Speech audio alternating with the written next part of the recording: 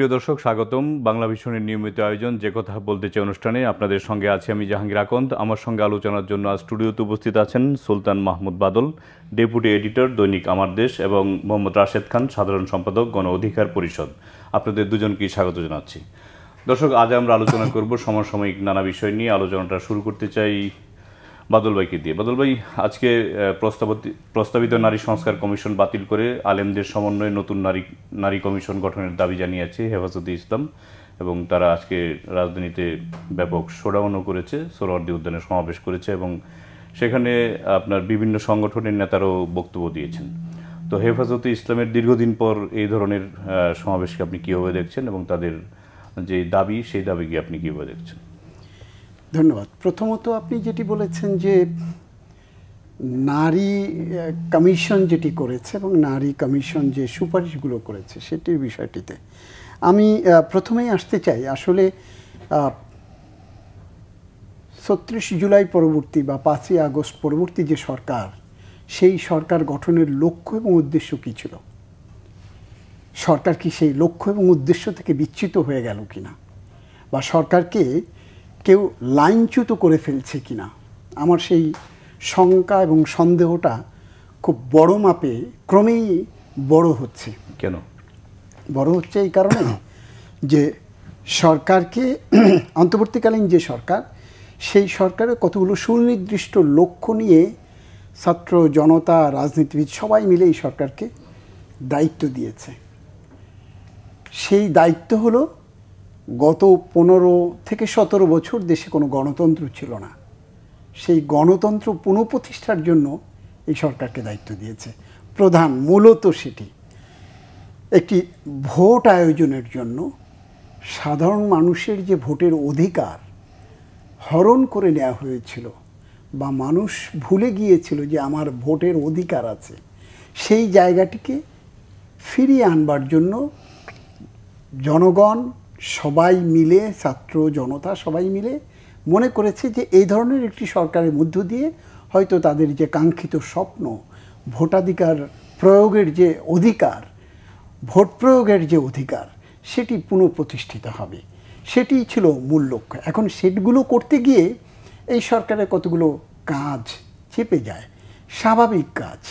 সেগুলো হলো কিছু কিছু ক্ষেত্রে সংস্কার।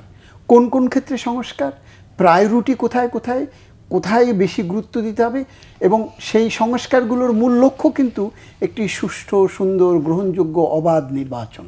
সেই নির্বাচনের মাধ্যমে দেশের জনগণ যাদেরকে রাষ্ট্র পরিচালনার দায়িত্ব দিতে চায় তাদের হাতে ক্ষমতা তুলে দেয়া, পরিষ্কার। কিন্তু সেই সংস্কার করতে কোথায় কোথায় সংস্কার করতে লাগবে? সুষ্ঠু নির্বাচনের জন্য সংস্কার করতে লাগবে। রাষ্ট্রের যে কাঠামোগুলো একেবারে ভেঙে পড়েছিল, রাষ্ট্রের যে স্তম্ভগুলো একেবারে ঘুণ পোকা খেয়ে ফেলেছিল, দুর্নীতি, অন্যায়, অনাচার, ক্ষমতার অপব্যবহার, এই সব মিলে যে নাজুক অবস্থা তৈরি হয়েছিল, সেগুলোকে মেরামত করা। সেগুলো মেরামত করা কোথায় কোথায়? একটি হলো নির্বাচন কমিশন। নির্বাচন কমিশনকে দেখেন ঠুটো জগন্নাথের মতো বসিয়ে রেখে তাদের কাছ থেকে সব কিছু রাতের আধারে ভোটের নামে প্রহসন করে সরকার গঠন করেছে। সেই জায়গাতে যাতে এরকম কিছু না হতে পারে, সেই জন্য কী করতে লাগবে? নির্বাচনকে সুষ্ঠু করতে লাগে। নির্বাচন কমিশনের পাশাপাশি স্থানীয় পর্যায়ে যারা এই নির্বাচনী দায়িত্ব পালন করে, বিশেষ করে প্রশাসন যন্ত্র, মাঠ প্রশাসন, সেইখানটাতে একটা পরিবর্তনের দরকার। আরেকটি দরকার কোথায়? এই নির্বাচন কেন্দ্রিক আইন শৃঙ্খলায় যারা দায়িত্ব পালন করেন, আইন শৃঙ্খলা রক্ষাকারী যারা দায়িত্ব পালন করেন, তাদের মধ্যে যে দলীয় মনোভাব তৈরি হয়েছিল এবং দলীয় পেটুয়া বাহিনীতে যাদেরকে পরিণত করেছিল, রাষ্ট্রের আইন শৃঙ্খলা রক্ষা করবার জন্য যাদের উপরে দায়িত্ব ন্যস্ত, সেই আইন শৃঙ্খলা রক্ষাকারী বাহিনীর সকল পর্যায়ে একটি দলীয় ক্যাডারতন্ত্র প্রতিষ্ঠা করা হয়েছিল। এই জায়গাগুলোতে মূলত সংস্কার করা দরকার ছিল। সরকার কি করেছে? সেই জায়গাগুলো থেকে পাশাপাশি এই সরকারের মধ্যে কিছু কুচক্রী মহল এবং পতিত সরকারের দোসর এই সরকারকে বিপদগামী করবার জন্য, এই সরকারের প্রতি মানুষের যে আশা আকাঙ্ক্ষা বা প্রত্যাশা, সেটি যাতে সমূলে বিনাশ হয়ে যায়, সেটিকে এই সরকারকে বিব্রত করবার জন্য আমি যেটুকু বুঝতে পারি, আমি যেটুকু মনে করি, যে একটি মহল ভেতরে খুব সকৌশলে এই সরকারের ভেতরে ঢুকে কতগুলো অযাচিত, অনাকাঙ্ক্ষিত, অপ্রয়োজনীয় কমিশন গঠন করা হয়েছে। তার একটি হলো এই নারী কমিশন। এই নারী কমিশন দিয়ে দেখেন দেশের মানুষ কোথায় মুখিয়ে আছে একটি ভোট উৎসবের জন্য, সেই জায়গায় এরকম একটি নারী কমিশন গঠন করে দিয়ে, এবং সেই নারী কমিশনে কাদের কাদের দেওয়া হয়েছে, সকল মত পথ, সকল রাজনৈতিক দলের প্রতিনিধিত্ব কি সেখানে এসছে? আসে নাই। এমন একটি কমিশন করেছে এবং তারা যে সুপারিশগুলো করেছে, বাংলাদেশের মানুষের যে ধর্মীয় অনুভূতি, ইসলাম এবং যে নবীর যে হাদিস, সেই জায়গাগুলোতে কুঠারাঘাত করবার একটি, এবং সম্পূর্ণ কোরআন এবং হাদিসের বিপরীতে দাঁড় করাবার জন্য একটি অবস্থা, মুখোমুখি দাঁড় করাবার একটি পরিস্থিতি তৈরি করেছে। তো এটি সরকারকে যারা করেছে, আমি মনে করি সরকারের যে সদ উদ্দেশ্য ছিল, সেই উদ্দেশ্যকে বিঘ্নিত করবার জন্য, ভিন্ন পথে পরিচালিত করবার জন্য যারা এটি করেছে, এটি বড় ধরনের দেশকে একটি বিপদের মুখে ফেলবারই একটি প্রয়াস। রাশিদ ভাই, আপনার কাছে আসছি যে বাদল ভাই অনেকগুলো প্রশ্ন তুলেছেন। আপনার কাছে আসছি যে এই যে সংস্কার কমিশনের বিরোধিতা করা হচ্ছে, এই সংস্কার কমিশনে সব মতপথের নারীদেরকে কি আপনার রাখা হয়েছিল? না রাখার কারণে কি এ ধরনের পরিস্থিতি তৈরি হয়েছিল? ধন্যবাদ, সবাইকে শুভেচ্ছা। দেখেন, যেদিন প্রধান উপদেষ্টার ফেসবুক পেজে নারী কমিশনের প্রস্তাবনা হাইলাইট করে পাবলিশ করা হলো, আমার চোখে পড়লো। আমি সেদিন প্রতিবাদ জানিয়েছিলাম। আমার মনে হয় যে আমার চোখে দেখা ওইভাবে কারোর প্রতিবাদ দেখিনি। আমি শুরু থেকেই চোখের সামনে যখন আসলো জিনিসটা, আমার কাছে মনে হলো যে এটি আসলে ধর্মের সাথে সাংঘর্ষিক।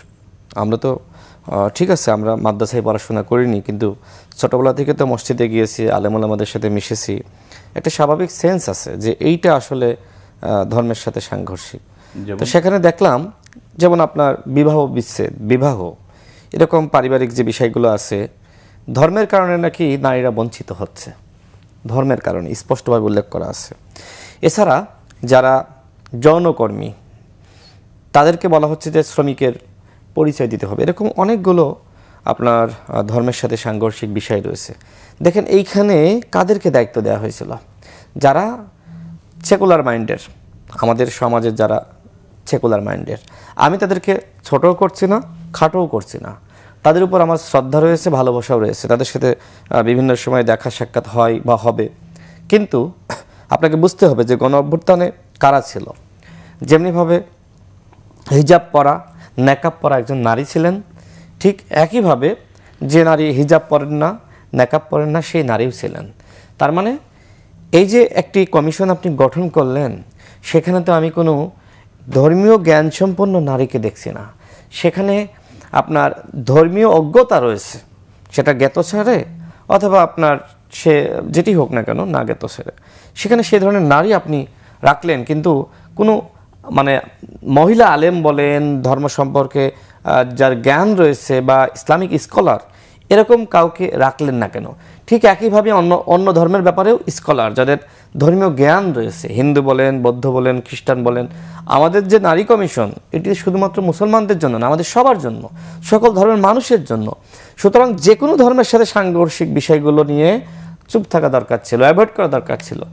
কিন্তু তারা কি করলেন? তারা মনে করলেন যে আমরা বিপ্লব করেছি, আমরাই বিপ্লবে নেতৃত্ব দিয়েছি, আমরা এখন যা করব মানুষ তাই মেনে নেবে। কিন্তু তাদেরকে তো আমরা বিপ্লবে দেখি নাই। অনেক নারীকে দেখলাম যে হঠাৎ করে নারী কমিশনে চলে আসলেন। হ্যাঁ, আমরা দুই একজনকে দেখেছি, এটি সত্য। এই যে নারী কমিশন, এই কমিশন কোনোভাবেই সার্বজনীন কমিশন না, ঠিক আছে, তারপরেও একটি কমিশন গঠিত হয়েছে। এই কমিশনও যদি আপনার ধর্মের সাথে সাংঘর্ষিক কোনো প্রস্তাবনা না দিত, তাও আমি কোনো আপত্তি করতাম না। আই থিঙ্ক হেফাজতে ইসলাম বলেন বা অন্যান্য রাজনৈতিক দলগুলো বলেন, কেউ আপত্তি করতো না। মূল সমস্যা হয়ে গেছে যে তারা যা লালন করেন, যা ধারণ করেন, সেইটা তারা তাদের সেই প্রস্তাবনায় তুলে ধরেছেন। সমস্যাটা এইখানে। সুতরাং এই কমিশন বহাল রেখে এই কমিশনের কোনো প্রস্তাবনা গ্রহণ করা সম্ভবপর নয়। এই কারণেই হেফাজতে ইসলাম দাবি করেছে এই কমিশনকে বাতিল করতে হবে। আমাদেরও একই দাবি, এই কমিশনকে বাতিল করতে হবে। কিন্তু দুঃখের সাথে আমরা লক্ষ্য করছি যে আমাদের অন্তর্বর্তীকালীন সরকারের মাননীয় প্রধান উপদেষ্টা বলেন, অন্যান্য উপদেষ্টা বলেন, এমনকি এই যে নতুন রাজনৈতিক বন্দোবস্ত যারা করতে চায় এনসিপি, তারাও কিন্তু চুপ রয়েছে। তার মানে কি? চুপ থাকা সম্মতির লক্ষণ। এই নারী কমিশনের প্রস্তাবনাকে এনসিপি কি সম্মতি দিচ্ছে? এই নারী কমিশনের প্রস্তাবনাকে আমাদের মাননীয় প্রধান উপদেষ্টা সম্মতি দিচ্ছেন, অন্যান্য উপদেষ্টা সম্মতি দিচ্ছেন? যদি সম্মতি দিয়ে থাকেন এবং এই প্রস্তাবনা গ্রহণ করে থাকেন এবং এই প্রস্তাবনার আলোকে সংযোজন বিয়োজন করে থাকেন বা এই প্রস্তাবনাকে সংস্কার করে থাকেন, যেটি করে থাকবেন না কেন, এই সরকারের বিরুদ্ধে জনগণ ক্ষেপে যাবে। কারণ কি? কারণ যে প্রস্তাবনা ধর্মের সাথে সাংঘর্ষিক, দেখেন এদেশের মানুষ ক্ষুধার্ত পেটে সে সহ্য করতে পারে, কষ্ট সহ্য করার সেই সক্ষমতা আছে এই দেশের মানুষের, কিন্তু ধর্মের সাথে ছিনিমিনি খেললে কেউ সেটি মেনে নেয় না। অতীত কিন্তু সেটাই বলে। সুতরাং যদি প্রধান উপদেষ্টা এই কমিশন বাতিল না করেন, তাহলে যে সরকারের কোনো উপদেষ্টার ভিতরে খায়েশ তৈরি হয়েছে না যে 5 বছর ক্ষমতায় থাকবো, 5 বছর না, শুধুমাত্র এই নারী কমিশনের কারণে এই সরকার আগামী 5 মাসও স্থায়ী হয় কিনা সেটি নিয়ে আমার সন্দেহ সংশয় রয়েছে। এই জন্য সরকারকে বলবো, আপনারা অস্থিতিশীল হন, আপনারা রাষ্ট্র সংস্কারে ব্যর্থ হন, আপনারা দেশ পরিচালনায় ব্যর্থ হন, সেটি আমরা কেউ চাই না। আমরা প্রত্যেকটা রাজনৈতিক দল, রাজনীতিক, আমরা সবাই মিলে আপনাদেরকে বসিয়েছি। আপনারা অভ্যুত্থানের সরকার, আমরা কেউ বলছি না যে আপনারা অনির্বাচিত সরকার, কিন্তু আপনারা যদি এককভাবে এই সিদ্ধান্ত নেন তাহলে সেই সিদ্ধান্ত আমরা মানব না। আমার সর্বশেষ কথা হলো, এই যে নারী কমিশন, তারা তাদের অজ্ঞতার পরিচয় দিয়েছেন, তারা সমাজের সকল নারীদের প্রতিনিধিত্ব করেন না, সেই পরিচয় দিয়েছেন। সুতরাং প্রধান উপদেষ্টাকে বলবো, আগামী 7 দিনের মধ্যে এই কমিশন বাতিল করবেন, অন্যথায় এই আপনার যমুনা কিন্তু জনগণ ঘেরাও করতে পারে। ইতিমধ্যে হেফাজত ইসলাম আজকে মাঠে নেমেছে, আগামীকাল হয়তো আমরা নামবো, অন্যদিন বিএনপি নামবে। আমরা কোনোভাবে এই নারী কমিশনের প্রস্তাবনাকে অ্যালাউ করতে পারছি না।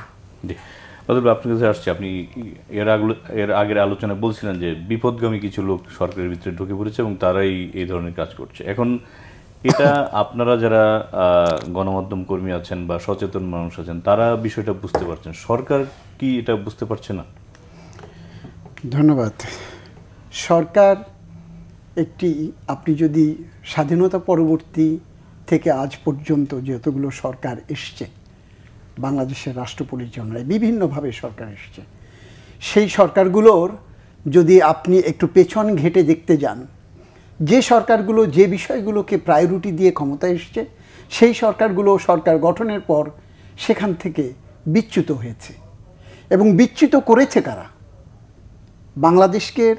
বাংলাদেশের স্বাধীনতা, সার্বভৌমত্ব, অর্থনৈতিক অধিকার, দারিদ্র্য বিমোচন, জনকল্যাণ যারা চায় না, যারা বাংলাদেশকে সবসময় একটি অস্থিতিশীল রাষ্ট্র হিসেবে দেখতে চায়, বাংলাদেশকে যারা অর্থনৈতিকভাবে তলাবিহীন ঝুড়িতে পরিণত করতে চায়, তারা সব সময় তাদের রাষ্ট্রীয় এজেন্সি, গোয়েন্দা সংস্থা দ্বারা বাংলাদেশকে অস্থিতিশীল করবার জন্য ঠিক একইভাবে সরকারের ভেতরে আরেকটি ছায়া সরকার ঢুকিয়ে দিয়ে তারা সরকারকে যে লক্ষ্যে মানুষ তাদেরকে ক্ষমতায় বসিয়েছিল সেই লক্ষ্য থেকে সরিয়ে ফেলে।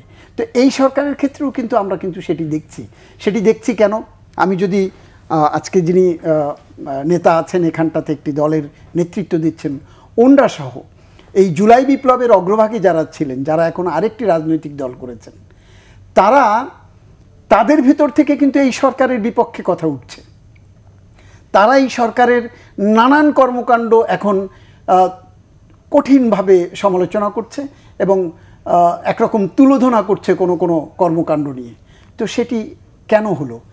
যিনি এই রাষ্ট্রের এখন বর্তমান সরকারের প্রধান উপদেষ্টা, তিনি বললেন যে ছাত্ররা আমাকে ক্ষমতায় বসিয়েছে, ছাত্ররাই আমাকে দায়িত্ব দিয়েছে। তো সেই ছাত্ররা যারা আপনাকে দায়িত্ব দিল, সেই ছাত্র জনতা, সাধারণ মানুষের দায়িত্ব থেকে আপনি বিচ্যুত হয়ে এমন কোন সংস্কারে আপনি গেলেন?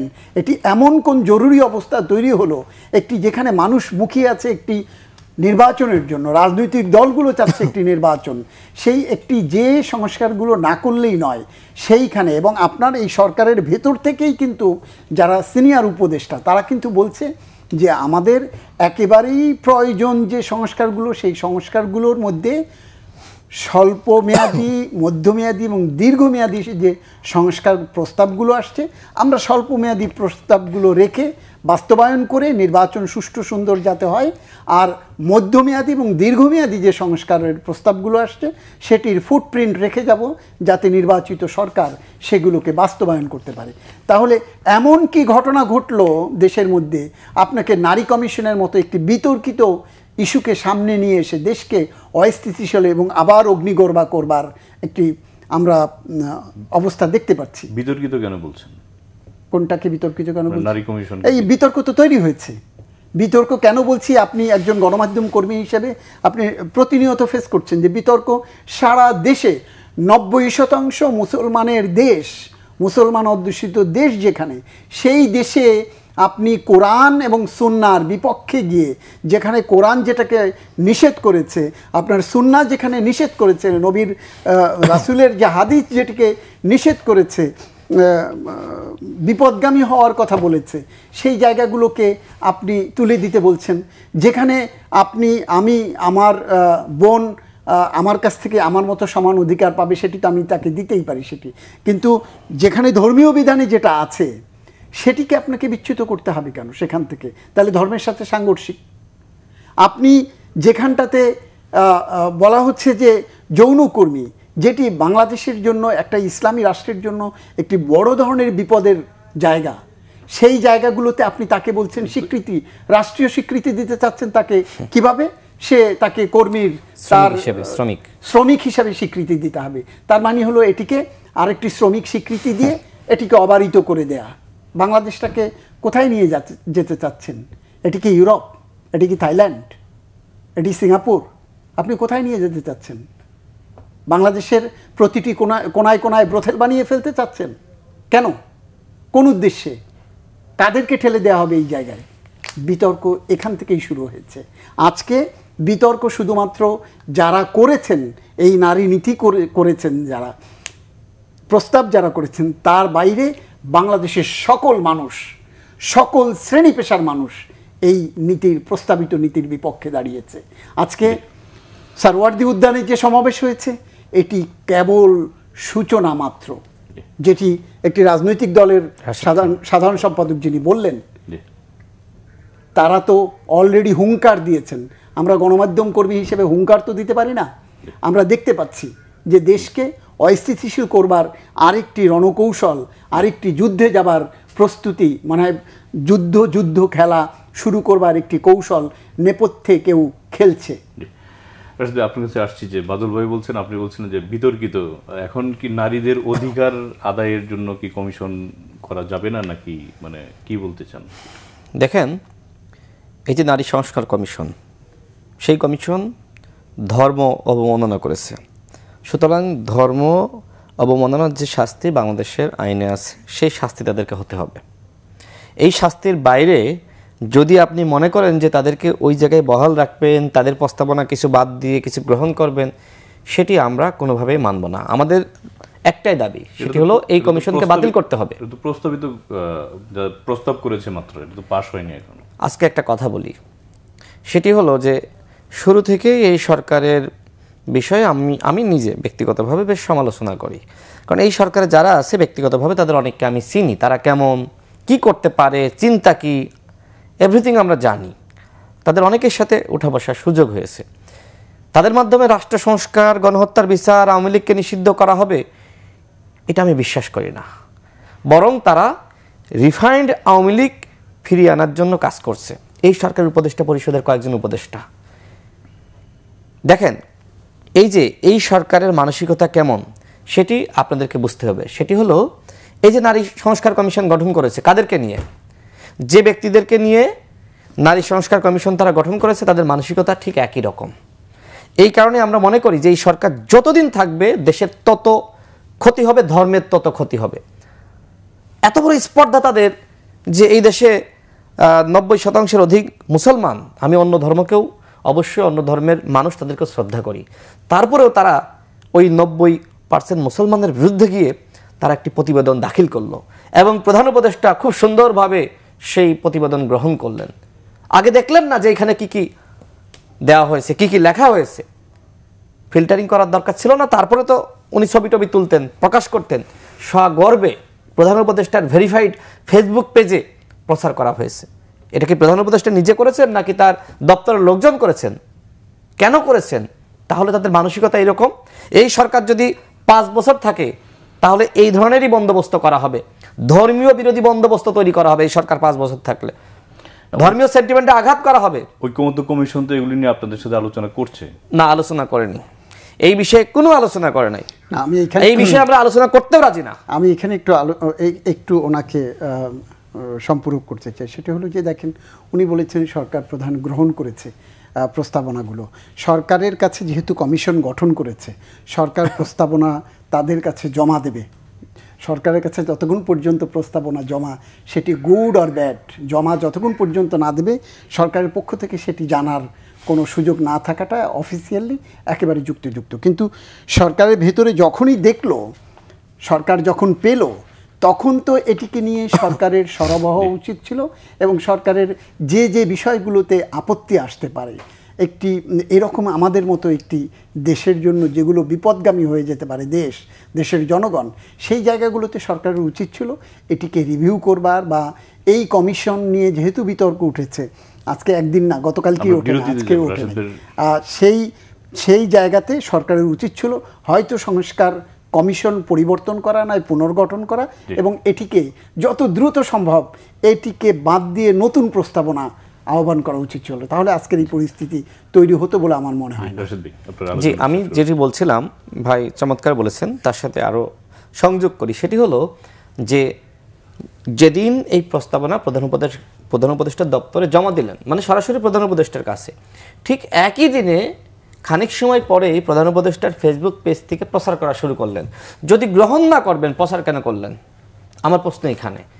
আর এই কারণে আমি এই কথাগুলো বলছি যে এই যে যারা এটি প্রচার করছেন, যারা দিয়েছেন, যারা কমিশন গঠন করেছেন, তাদের মানসিকতা এরকম। সুতরাং এই সরকার যত দীর্ঘস্থায়ী হবে, তার ধর্মের বিরুদ্ধে একের পর এক ষড়যন্ত্র করবে। আমরা তো প্রমাণ পেলাম। ঠিক আছে, ভাই যেটি বললেন ভালো কথা, যে গৃহীত হয়নি, মানে জাস্ট দাখিল করেছেন। তো গৃহীত না হলে সেগুলো আপনি কেন আপনার ফেসবুক পেজে আপনি প্রচার করলেন? কেন গণমাধ্যমের কাছে দিলেন? আপনার উদ্দেশ্য কি? আপনি কি দেশকে অস্থিতিশীল করতে চান? আপনি জানেন না যে ওই যে লতিফ সিদ্দিকী, সে হজ নিয়ে মন্তব্য করে তার মন্ত্রিত্ব হারিয়েছিল আওয়ামী লীগের সময়ে। আওয়ামী লীগ তার মন্ত্রিত্ব ধরে রাখতে পারেনি, জনগণ যেভাবে ফুঁসে উঠেছিল। এদেশে বহু উদাহরণ আছে, যে কোরআনের বিরুদ্ধে বলেন বা ধর্মীয় যে কোনো গ্রন্থের বিরুদ্ধে বলেন বা ইসলামের বিরুদ্ধে কথা বলে কেউ পার পায় না।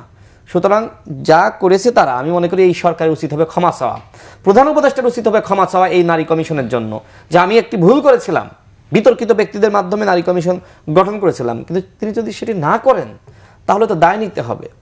হেফাজত ইসলাম আজকে যেটি করেছে, আগামীতে অন্য দল করবে, আমরা করব, আপনারা করবেন, সবাই নেমে যাবে। তো ক্ষতিটা হবে কার? সরকারের ক্ষতি হবে, আমাদের ক্ষতি হবে, রাষ্ট্রের ক্ষতি হবে।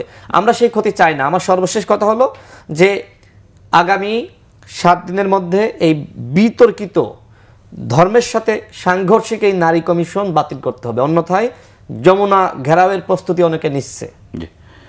আমরা একটি বিরতি নিয়ে আসি। প্রিয় দর্শক, নিচ্ছি ছোট্ট একটি বিরতি, সঙ্গেই থাকুন, ফিরছি কিছুক্ষণ পর।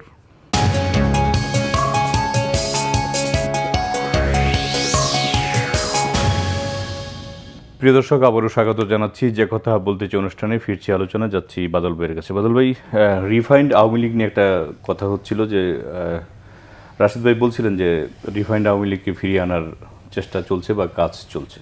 তো এ বিষয়ে আপনার মন্তব্য শুনতে চাই। দেখেন, রাশেদ সাহেব যেটা বলেছে, রিফাইন্ড আওয়ামী লীগ, এটি ওনারা রাজনীতি করেন, ওনাদের জায়গা থেকে ওনারা অনেক বিশ্লেষণ ব্যাখ্যা দিতে পারেন, অনেক সুন্দর সুন্দর নামকরণও করতে পারেন। কিন্তু আমরা গণমাধ্যমের কর্মী হিসেবে আমি যেটা বলতে পারি সেটি হলো যে দেখেন, আওয়ামী লীগ বাংলাদেশের সবচেয়ে পুরনো দল। সেই দলের বারবার ক্ষমতা এসছে। এবার সর্বশেষ 1/11 পরবর্তী সরকার, এই সেনা সমর্থনে তৎকালীন যে সরকার ছিল, তাদের আতাতের মাধ্যমে যে সরকার প্রতিষ্ঠা করলো, এরপর সেই দলটি তাদের জন্মকে ভুলে গেল, যে জন্য সেই দলের জন্ম, সেই ইতিহাস ভুলে গেল। শুধুমাত্র তাদের লক্ষ্য হলো একনায়কতন্ত্র প্রতিষ্ঠা, এবং সেটিই তারা করেছিলেন। একজনের অঙ্গুলি হেলনের দিকে তাদের সকল নেতাকর্মী তাকিয়ে থাকতেন, একজনের আশ্রয়ে প্রশ্রয়ে সেই আওয়ামী লীগের তৃণমূলের কর্মী থেকে শুরু করে মন্ত্রীর উপরে যারা, তারা সবাই অন্যায় অনিয়ম দুর্নীতি করে দেশটিকে একটি ধ্বংসের দ্বার প্রান্তে পৌঁছে দিয়েছে। আরেকটি কাজ করেছে কি, পার্শ্ববর্তী দেশের এটিকে একটি অঙ্গরাজ্যে পরিণত করবার সকল কলাকৌশল চূড়ান্ত করেছে, খালি ঘোষণা দেওয়ার বাকি, কাজে কর্মে সব তাদের একেবারে। তারা, আমি এর আগেও অনেকবার বলেছি যে ভারত যেটি হয়তো স্বপ্ন দেখে, কালকে হয়তো বলবে, বাংলাদেশ সেই স্বপ্ন দেখবার আগে পর সেটি বাংলাদেশ বাস্তবায়ন করে বাংলাদেশ সরকার। গত 15 বছরে আমরা সেটিই দেখেছি। তো সেই উনি যেটি বলেছেন রিফাইন আওয়ামী লীগকে ফিরিয়ে আনতে চায়, আমি বলি যে দেখেন, আওয়ামী লীগকে কে ফিরিয়ে আনবে? আওয়ামী লীগ নিষিদ্ধের দাবি উঠেছে। 5ই আগস্ট শেখ হাসিনার পালায়নের মধ্য দিয়ে তো আওয়ামী লীগ নিষিদ্ধ হয়ে গেছে। আওয়ামী লীগের কেউ প্রকাশ্যে আসবার আর কোনো সুযোগ নাই। আওয়ামী লীগ এখন একটি গালিতে পরিণত হয়েছে। এই মেহেরপুরের একজন কলেজের প্রফেসর, উনি, ওনার ভাগ্নে ছিলেন আমার ক্লাসমেট, তো আমার ইউনিভার্সিটিতে আমারই সহপাঠী, তো পাশাপাশি একই হলে থাকার কারণে উনি মাঝে মধ্যে আসতেন। তো এসে ওনার ভাগনাকে বলতেন, ওনার নাম শামীম, আমার যে সহপাঠী, তাকে বলতেন যে কিরে শামীম, তুই মানুষ না আমলিগ রে? তো আওয়ামী লীগ একটি গালিতে পরিণত হয়েছে। এখন সেটিকে আপনি যতই রিফাইন করেন, আপনি পচা একটি আপেলের উপরে যতই আবরণ লাগান না কেন, সেটি পচা, সেটিকে রিফাইন করবার কোনো সুযোগ আছে আমি মনে করি না। আর দ্বিতীয় কথা হলো যে কে ফিরিয়ে আনবে, কিভাবে ফিরিয়ে আনবে? সরকার চাইলেই ফিরিয়ে আনতে পারবে? কোনো সুযোগ নাই। বাংলাদেশের জনগণ যা একবার ছুঁড়ে ফেলে দেয় সেটিকে হাতে তোলা খুব কঠিন, কোনো সুযোগ নাই। রাশেদ ভাই, আপনার কাছে আসছি রিফাইন্ড আওয়ামী লীগ নিয়ে। সেটা হচ্ছে যে ধরেন আওয়ামী লীগের তো একটা বিশাল একটা ভোট ব্যাংক আছে, সেটা 25 থেকে 30, তারও বেশি আপনার। তো তাদের যদি নিষিদ্ধ করা হয় তাহলে সেই ভোট ব্যাংক কি হবে, বা কোথায় ভোট দেবে, বা মানে তারা কি একেবারে নিশ্চিহ্ন হয়ে যাবে? দেখেন, আপনি যে জরিপের কথা বলছেন 25 থেকে 30, এটি আসলে অনেক পুরাতন আমলের কথা। আওয়ামী লীগ 9 সাল থেকে যে হত্যা, গুম, খুন, নির্যাতন, দমন, পীড়ন, ভিন্নমতের উপরে যে ধরনের আগ্রাসন চালিয়েছে এবং বাংলাদেশকে ভারতের হাতে সঁপে দেওয়া, বাংলাদেশকে ভারতের একটি অঙ্গরাজ্য বানানোর চক্রান্ত, এরপরে আর আসলে আওয়ামী লীগের ওই 25 থেকে 30% ভোট নাই। আওয়ামী লীগের যা আছে সেটি হলো আওয়ামী লীগের নেতাকর্মী। কিন্তু 5 আগস্টের পরে আওয়ামী লীগের অনেকের মধ্যে এক ধরনের শুভবুদ্ধির উদয় হয়েছে যে হাসিনা এত বড় বড় কথা বলতো, সে তো পালিয়ে গেল, আমরা কেন এখন হাসিনার জন্য জীবন দিব? এই কারণে আওয়ামী লীগের এখন সারা দেশ মিলে আমার মনে হয় 500 নেতাকর্মী সক্রিয় না। জটিকে আমিশীল সব মিলে যদি আপনি ধরেন, সব মিলে সারা দেশ মিলে হয়তো 500। তার মানে আওয়ামী লীগের ওই ভোট বলেন আর নেতাকর্মী বলেন, ওইটা আসলে 25 থেকে এখন আমার মনে হয় যে 2%-এ নেমে এসেছে। অর্থাৎ আওয়ামী লীগ আর ওই আগের আওয়ামী লীগ নাই। দেখেন, আওয়ামী লীগ দলটি তো, কিন্তু তাদের মধ্যে তো অনুশোচনা তো নেই। সেখানে আসবো। আওয়ামী লীগ দলটি তো আসলে শেখ মুজিবের বাপদাদার সম্পদ না, শেখ হাসিনারও বাপদাদার সম্পদ না। এই দলটি একটি গণমানুষের দল ছিল, কিন্তু শেখ মুজিব এই দলটি দখল করেছিল। পরবর্তীতে হাসিনা সে ডাবল দখল করলো, বাপ বেটি মিলে একটি গণমানুষের দল আওয়ামী লীগকে একটি পরিবারের দল, শেখ পরিবারের লুটপাটের দল হিসেবে বানালো। যেহেতু আওয়ামী লীগের পতন হয়েছে, আওয়ামী লীগ একটি ধিকৃত, বিতর্কিত শব্দ এবং নাম এবং গালিতে পরিণত হয়েছে। আওয়ামী লীগ মানে এখন গালি। যেমন আমি আপনাকে বা আপনি আমাকে গালি দেন না রাগান্বিত হলে, তো এখন কেউ কাউকে রেগে বলবে যে তুই আওয়ামী লীগ, মানে বিষয়টা আসলে এরকম হয়ে দাঁড়িয়েছে। সুতরাং যদি সরকার চেষ্টা করে, বাইরে থেকে কেউ চেষ্টা করে রিফাইন্ড আওয়ামী লীগ আনবে, সেই চেষ্টা সফল হবে না। আমি যতটুকু জানি যে সরকারের কতিপয় উপদেষ্টা রিফাইন্ড আওয়ামী লীগ আনার একটি চক্রান্তের সাথে জড়িত। তারা কিছুদিন আগেও চক্রান্ত করেছিল, এখনো সেই চক্রান্ত তারা চালিয়ে যাচ্ছে। সরকারের উপদেষ্টা, আমি আবারও বলছি, সরকারের কতিপয় উপদেষ্টা রিফাইন্ড আওয়ামী লীগের সাথে জড়িত, যারা আওয়ামী লীগের নিষিদ্ধ চায় না। 5 আগস্ট এদেশের জনগণ আওয়ামী লীগকে নিষিদ্ধের রায় দিয়ে দিয়েছে।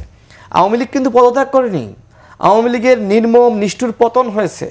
তারা গণহত্যা চালিয়েছে, প্রায় 2000 মানুষ শহীদ হয়েছে, 30,000 আহত যোদ্ধা, যাদেরকে দেখলে এখনো পর্যন্ত হৃদয় কেঁদে ওঠে, যাদেরকে দেখলে আত্মচিৎকার করতে মন চায়, জড়িয়ে ধরে মন চায় বলি যে তোদের কারণে আজকে আমরা এই নতুন বাংলাদেশ পেয়েছি, তোরা এদেশের সম্পদ।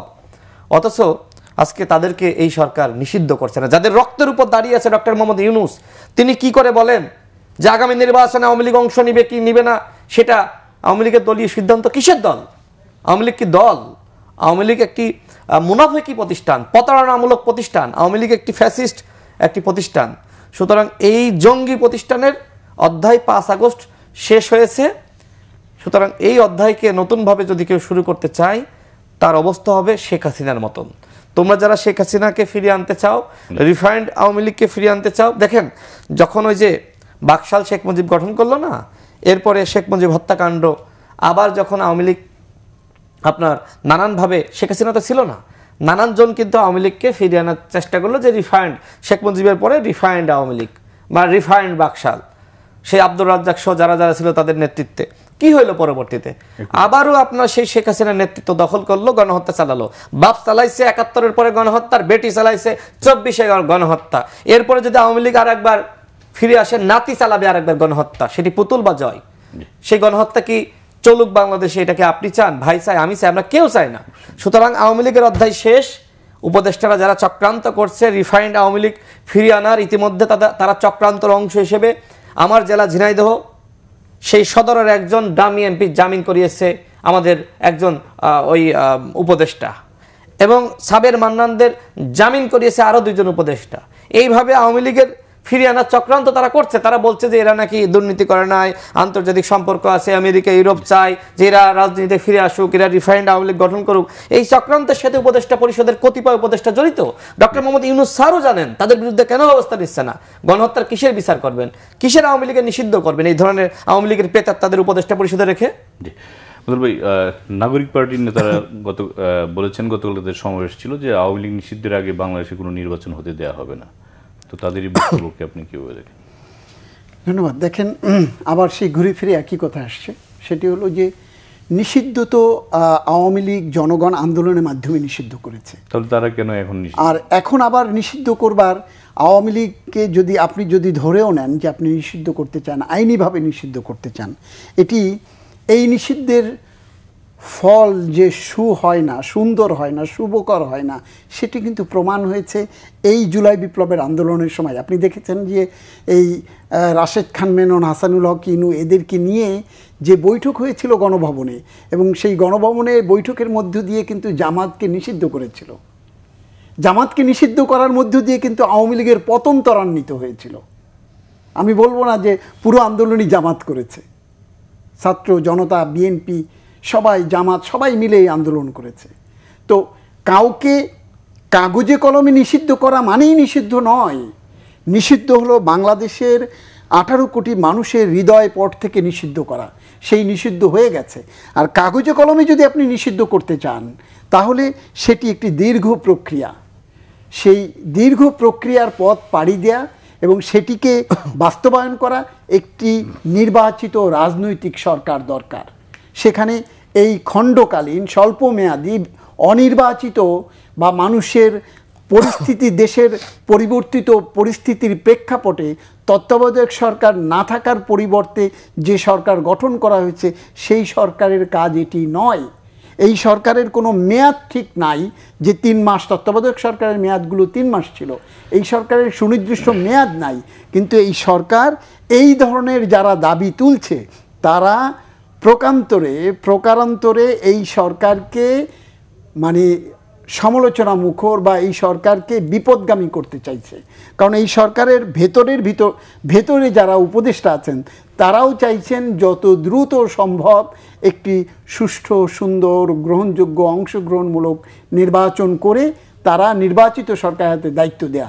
এবং আমি একটু আগে আপনাকে যেটা বললাম যে সরকারের কাছে অনেক রকম প্রস্তাব এসেছে, সেই প্রস্তাবগুলোর তারা একটি স্তর তৈরি করেছেন। একটি স্তর হলো স্বল্পমেয়াদী, যারা প্রস্তাবনাগুলো দিয়েছেন তারাও দেখবেন আপনি একটি স্বল্পমেয়াদী স্তর যেটা তাড়াতাড়ি বাস্তবায়ন করা যায়, বাস্তবায়ন যোগ্য। আরেকটি হলো মধ্যমেয়াদী, আর একটা দীর্ঘমেয়াদী। এই যে নিষিদ্ধ করবার যে প্রক্রিয়া, এটি দীর্ঘমেয়াদী প্রস্তাব। এটিকে তারা দীর্ঘায়িত করতে চায় যারা এই সরকারকে রেখে ইতোমধ্যে নানা অন্যায় অনিয়ম দুর্নীতিতে সম্পৃক্ত হয়েছেন এবং প্রমাণিত হয়েছেন। সেই দুর্নীতিগুলো প্রমাণও হয়েছে, তারা নিজেরা করুক আর তার পিএস করুক, তার দলের অন্য কেউ করুক।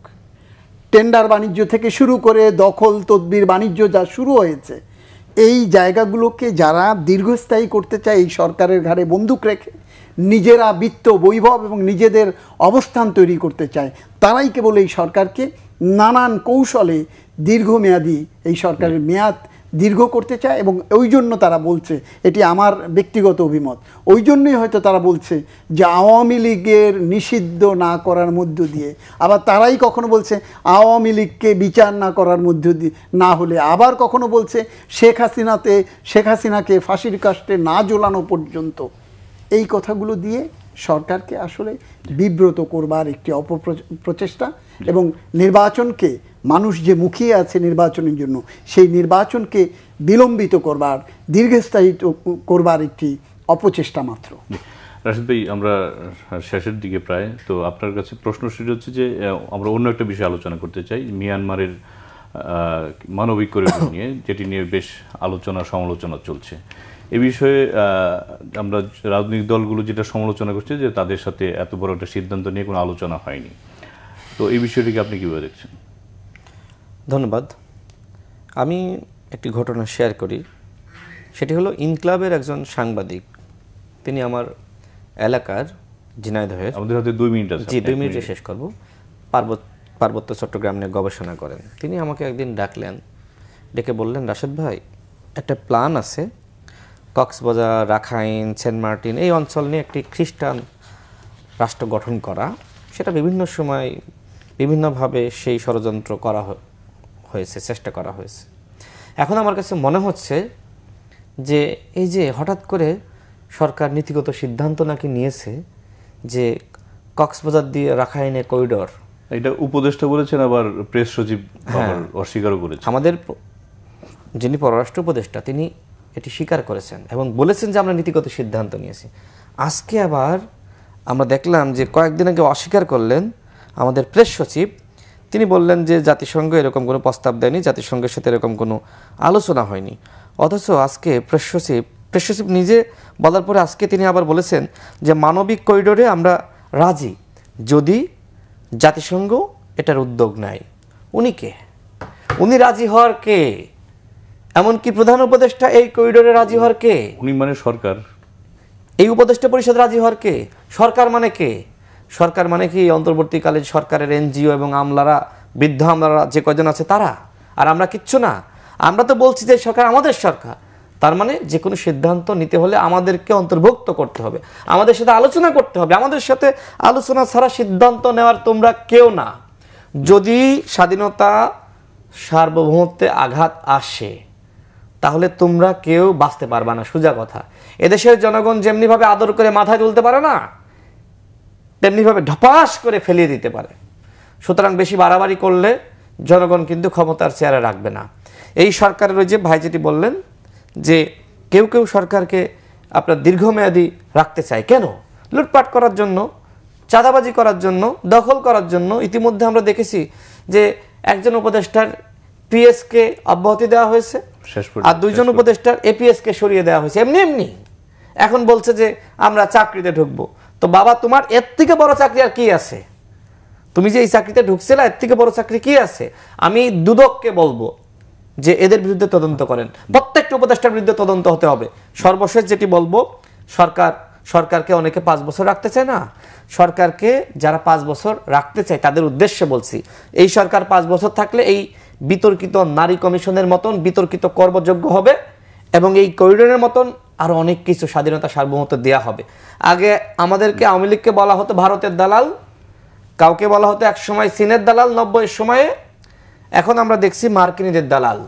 আমাদের কথা স্পষ্ট, চীনের দালাল চলবে না, ভারতের দালাল চলবে না, মার্কিনীদের দালাল চলবে না, একমাত্র বাংলাদেশের জনগণের দালালই চলবে। এর বাইরে যে কোনো সিদ্ধান্ত আমরা প্রতিহত করব। আমার সর্বশেষ কথা হলো, এই বিতর্কিত নারী সংস্কার কমিশনকে আগামী 7 দিনের মধ্যে বাতিল না করলে যমুনা ঘেরাও করা হবে। দ্বিতীয়ত, এই যে বিতর্কিত সিদ্ধান্ত, স্বাধীনতা সার্বভৌমত্বের জন্য হুমকি, এই মানবিক করিডর, এই সিদ্ধান্ত বাতিল করতে হবে। এই সিদ্ধান্ত যদি বাতিল না করেন, তাহলে প্রধান উপদেষ্টা বলেন, অন্য উপদেষ্টা বলেন, এই অন্তর্বর্তীকালীন সরকার কোনোভাবেই ক্ষমতায় থাকতে পারবে না।